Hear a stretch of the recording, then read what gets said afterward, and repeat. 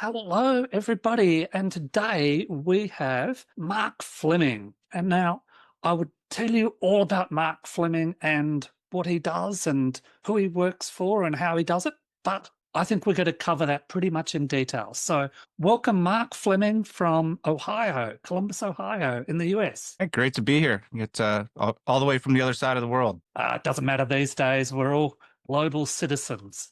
I've Your LinkedIn profile, you have done so much, Mark. In your title, supporting entrepreneurs, investing, buying, selling, and growing their business. But that isn't where you started, but that is where you are right now. So please tell us a bit about yourself and where you are on the M&A side and on the sales side of things. Yeah. I've always been an investor in a way, evaluating businesses and companies and, deciding if there are things that we want to buy.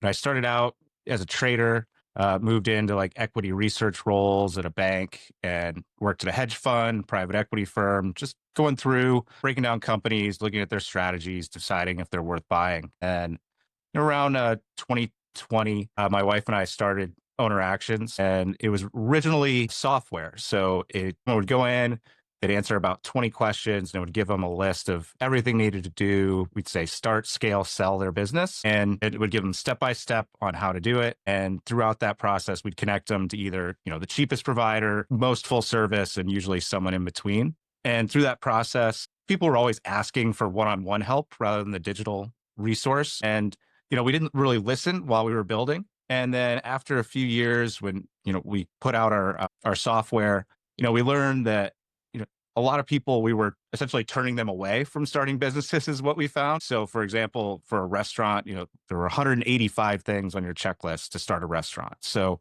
I think that just kind of intimidated a lot of people and it kind of missed the mark. So we really just started doing, what I know best and going online and breaking down businesses and talking about them. And people started asking for help. So help buying businesses. So we kind of transferred the skill of working with Fortune 50 companies and working with their executives to really just helping individuals, which is, it's really fun, helping people kind of make their early money versus after people have already are pretty well off. So we work primarily with first time buyers, walk them through the acquisition process, and then we stay with them afterwards. So we become an equity owner in the company.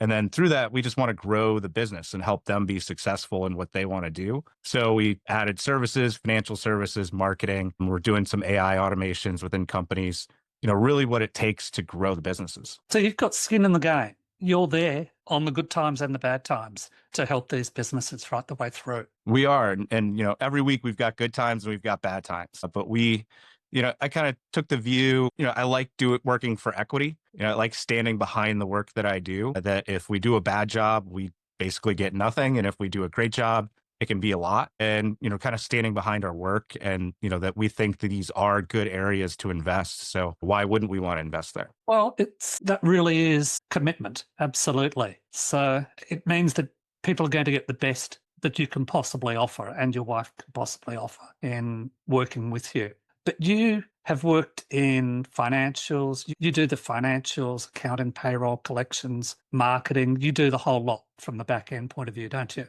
We do. We do all that on the back end. And then, of course, strategy as well. But yeah, our team, we're sending out checks. We're making calls for collections. We're working on a couple marketing campaigns this afternoon. So we're really doing everything. I think probably the one thing that did surprise me the most is just how big the need is on the collection side, especially in kind of the B2B space and getting companies to pay their bills. Okay. So the back end side, that accounting, payroll, collection side of things, why are you doing that? Why is the business not doing that? Well, usually we can lower costs and increase quality. So we use all offshore employees. So that gives a cost reduction. But we really try to hire the top tier. So we are, by far the highest payer in that market. So we can be selective about who we hire. So we get really good people at a much lower price versus what they would get in the States. And we are watching it really closely and keeping really tight tabs on everything so that we know we have really good high quality reporting.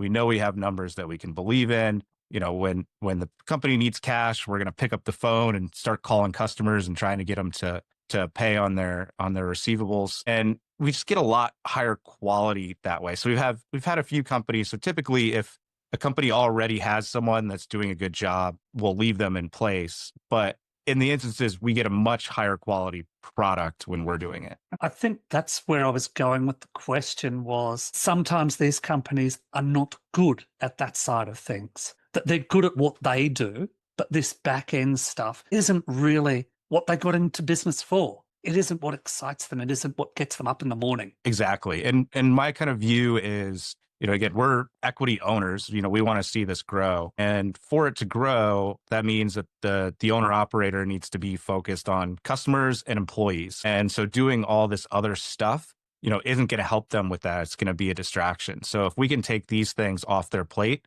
that's really, it's the same across, there's some minor differences, but it's pretty much the same across every industry. A restaurant is different than a construction company, but like, it's not that much different.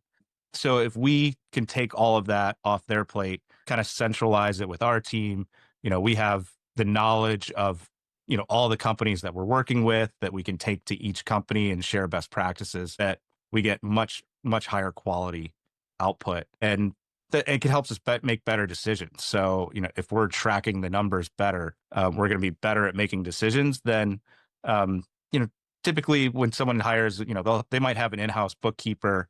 Well, that bookkeeper, they're not going to be able to do forecasting or really tracking any important KPIs. They're really just going to be doing record keeping and bill pay. So they're not a CFO. Exactly. So we try to give more of that CFO level of service for what is a significantly lower cost. I don't think enough businesses get this, in that by outsourcing your busy stuff, the stuff that doesn't excite you, you will perform better. Because just the psychology of it, if you're forcing yourself to do stuff you don't like, your psychology goes down, which means that when you are doing your business, you've got to work your way back up again.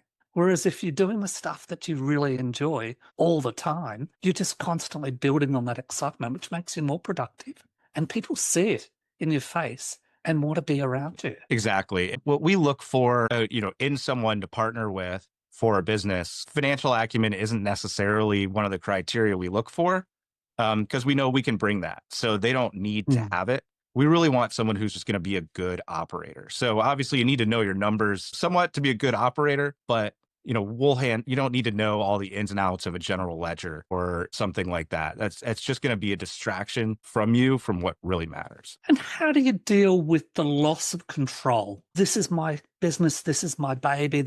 I've developed this and I've made it this far. Well, you could have made it so much further, but how do you deal with that loss of control? Well, we're fortunate that it's typically around a transaction. So, we're usually taking over for the previous owner. I mean, the most common scenario, we're stereotyping in a way, is you have a husband and wife team, and in almost every husband and wife team of the generation that's selling businesses, it was typically the wife that did the bookkeeping, the payables, receivables. So the most common situation is essentially our partner steps in as the role that the husband fulfilled as the operator, and then our team steps in the role that the wife was fulfilling, doing the accounting and payroll. So we don't have to worry too much about that. There are a few instances where we've taken over for internal accounting teams. As we mentioned, if they have someone there, we're going to keep them. We typically don't go in and start firing people right away. If they have someone there, we're going to keep them. But most of our partners have transferred over to our service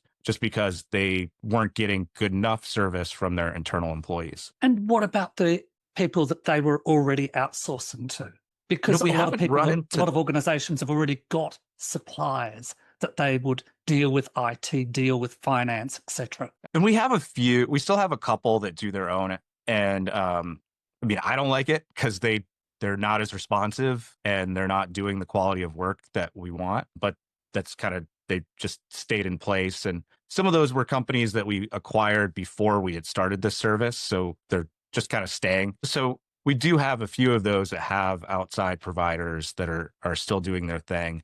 I think we can do better. And I'm sure it's something we'll take over here at some point soon. But partners, there is some aspect of once something's in place and it's not causing you any headaches, it's harder to change. But I think it's one of those things for the couple companies that we have that I'd be surprised if 12 months from now we haven't taken it over. But ultimately, we let our partners decide. It's their decision. We only require it if we have investors. And so if there's other people that put money into the business, then we want to make sure that we're in control of all the books to make sure that everything's in order. Yeah.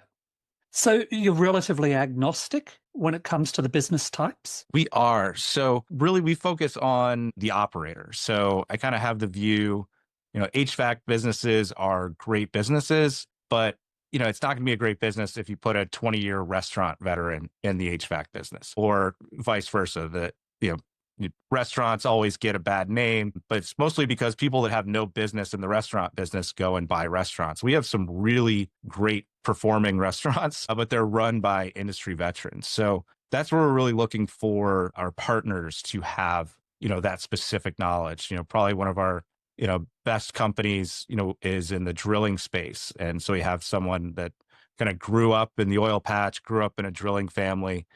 He brings that skill. We bring the general financial knowledge, general strategy, and marketing skills that can apply pretty much across everything. Okay.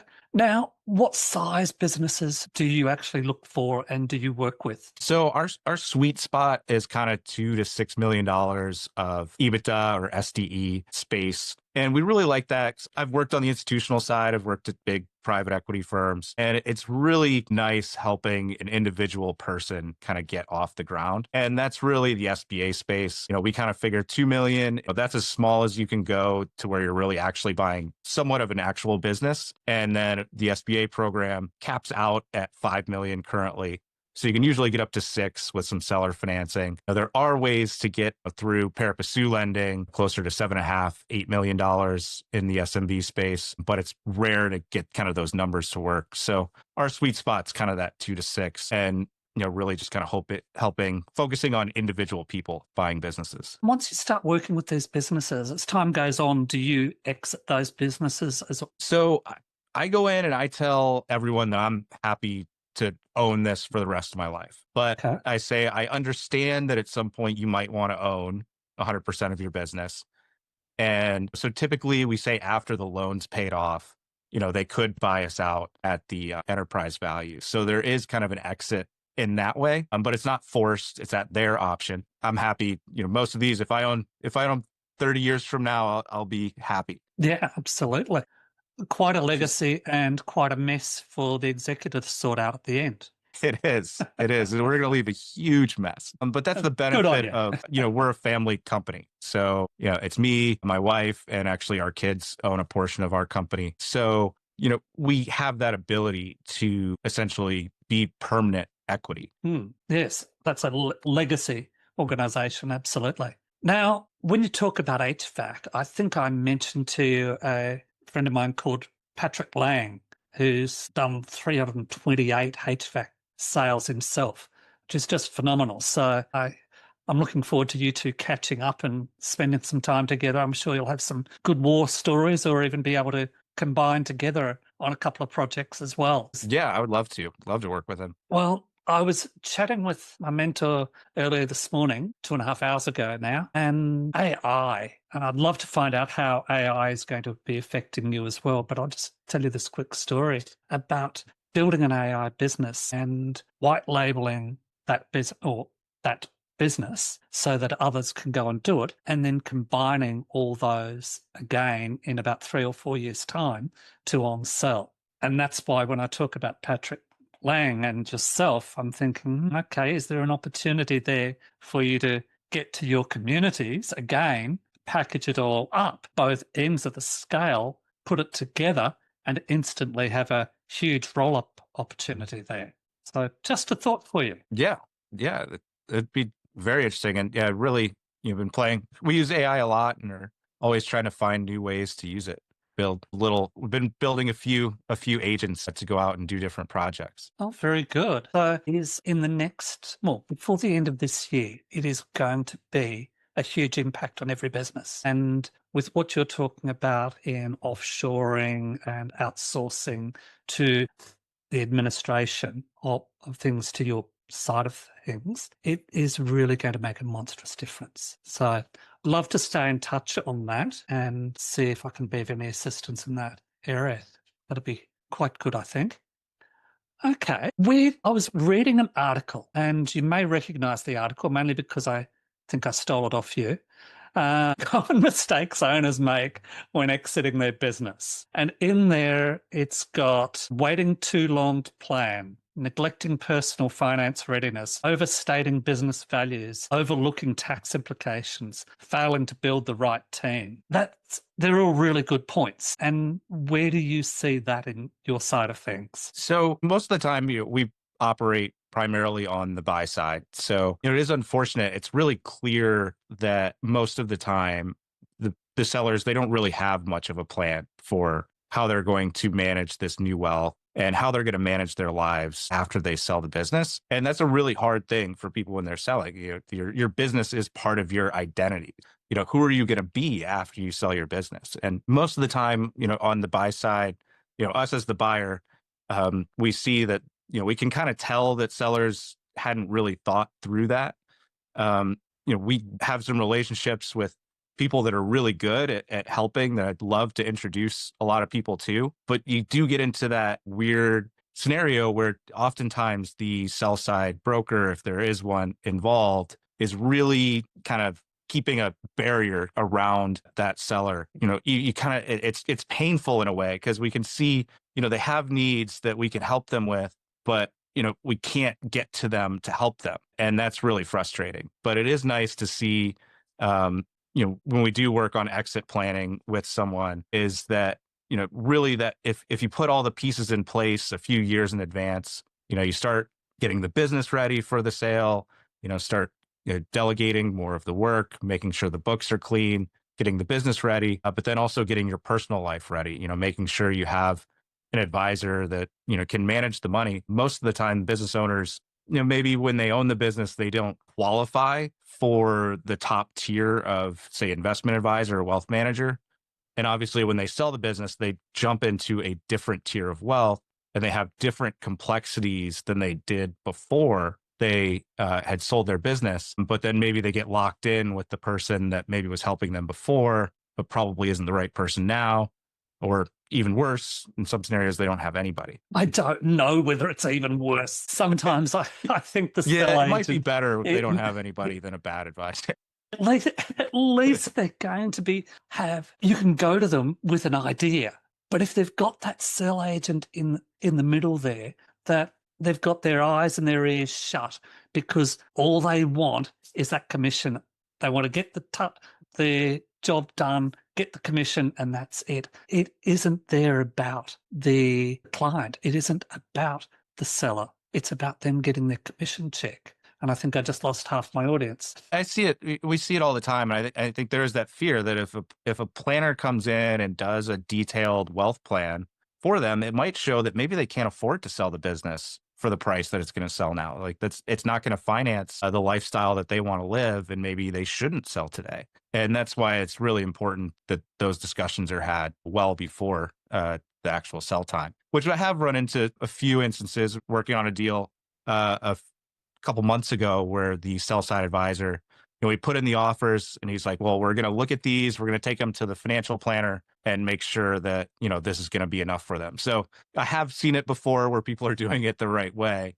It's just unfortunately in the majority of cases, it's not happening. But even with a financial planner, and here we go, let's just bag the whole industry, shall we? Even with a financial planner, how many roll-ups has a financial planner been in? How many co-ops have they worked on? How many A's have they done and worked through? They're not creative people. They are very regimented, risk-adverse people that are not imaginative at all. Now, when you talk about what you do and when you talk about these people may not need to sell, the first thing that comes to my mind is, okay, Mark Fleming and the Owner Actions Group, they do a good job at managing and building a business. Now, I need to sell this? Can I afford to sell it? Would I be better to have an exit in a few years? Do I need to be in the business, or can I put a COO in there instead? Take my wages out, put a COO in,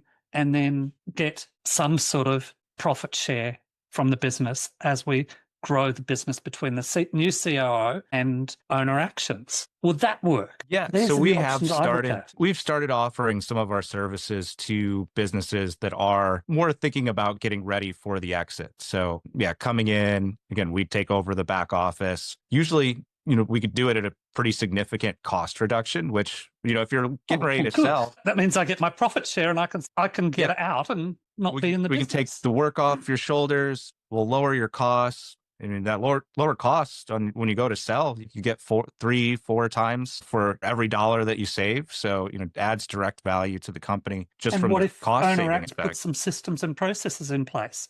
Will that increase the value as well? Exactly. And that's even more. So like the easy is the cost saves, the harder is putting in the systems, the processes, but you can get even more bang for your buck. And, I always say, hopefully we do a good enough job that you decide that you don't want to sell anymore, which I'm sure So, most of the audience definitely doesn't want to hear that. But that is how we think about it, right? We want to do a good enough job that maybe they decide they want to keep it. now, That's just we're the actually going level to of keep service that we want. part in the podcast, Mark, but we are going to edit out the husband and wife side that you said earlier, because that's just going to get us cancelled. But we'll It's leave that true bit though. in it. Yes. And this is what I mean by the financial advisors. They would not come up with ideas like that. They do not have that creativity in them to think about that. And that's why these people selling the businesses scare me so much, is because the first thing they do is they go to a sell agent whose only interest is getting their commission as soon as possible and putting in as least amount of time as possible. Okay, so they could go to their accountant. Well, their accountant's only done traditional exits. They'll say, stick it up on a website and sell it. Go to their financial advisor. Well, the last creative thought they had was probably in primary school in art. So, oops, okay, there goes the other half of the audience. Okay, this podcast's getting no audience at all, I fear, but they're not getting the right advice. So where should they go? We've come up with all these issues, and I've bagged just half the financial institutions now. So where should they go to get their advice? So we do have our exit planning business. We operate that under Summit Successions, where we do the full kind of planning through the sale. So before we actually started Owner Actions, I was originally worked in the wealth management business and worked with a lot of people that sold their business and still do. So that was always been the background and kind of knowing kind of how business owners think. And so that you can have a few options. Most people say, you want to start planning, 3 years before, but most people don't do the whole, to the level of exit planning that we do, and that we will come in and help with the operations of the business. So most of the time, exit planning is just, maybe some estate planning if you're selling a really big business, or, basically modeling out your retirement cash flows. We can also come in and try to do some things to juice the value of the business, like we mentioned. And at the same time, while we're doing that, because you want to put the systems in place and let them run for a little while, you can't put a system in place and list the business for sale the next day. So we put the systems in place, you let them run for a little while. While that's happening, we'll go through, we'll make sure the estate's in order. We'll work with the state attorneys to make sure that that's all dialed up. We'll work with our tax attorneys to try to minimize taxes on the sale. And there are a few things you can do on the wealth management side to try to generate capital losses that could potentially offset your sale. So we can do those types of things. Those also need time. They need a few years to generate those capital losses. So there's strategies to reduce the taxes on the sale, reduce estate taxes if you're going to have them, and then set up an investment portfolio that's going to get the most, after fees, after tax dollars in your pocket as the seller, and putting that all in place. And then also there's, like I said, there's the human side of selling that I think gets so overlooked. And I do think it's a lot working through that, separating, your personality from the business. And that is, when you were going through that bit, I was thinking, and one of the best ways, you said that you've got to put the systems in place and let them run for a while. And one of the best ways to do that is for the owner to step back out as well at that point and let those systems run. That having the owner step out and letting them run not only proves the systems, but it also shows from a financial perspective that the owner can be out of the situation and the business still run. Yeah, and it sends a great signal to the buyers, and it's going to add value to the business because you're going to open up the pool of people that can come in, and kind of depending on the size, you're going to make your business much more attractive to more institutional capital than in our owner actions. We're typically owner operator, but we've been involved in lots of more institutional side transactions as well, and they want to see those systems and processes. Absolutely. Well, we're just about out of time, Mark. So I will start off closing this off by apologising and being thankful that you probably didn't understand what my primary school art class was, because in Australia, or in the US, that would be classified as elementary school, I think. So fortunately, most of the audience would have missed that, which is good. And then because you didn't understand it, I didn't insult you, which is nice. So I'll pass it over to you, Mark. Any parting words on this? Just want to thank you for having me here. You can always check us out on our we're most active on TikTok. Owner Actions is our handle there. If you don't like TikTok, you can always check out our videos on YouTube. But I'll always say, I think I always feel like people are missing out if they're not on TikTok. It's really an amazing educational platform that it doesn't get enough credit for. Well, that would be me. My mentor told me to get a TikTok account, so I did. That was it. I don't even know how to log on. And yeah, that's a whole other story, I guess. But all your details will be down below. We'll put them all together and I'll make sure that I get that TikTok account in there for you. Thank you so much, Mark. Really appreciate your words of wisdom here today. I think if anybody gets right the way through this, they will definitely learn a few things, and there'll be a big disclaimer at the bottom saying none of this was Mark's fault either. Perfect. Thank you.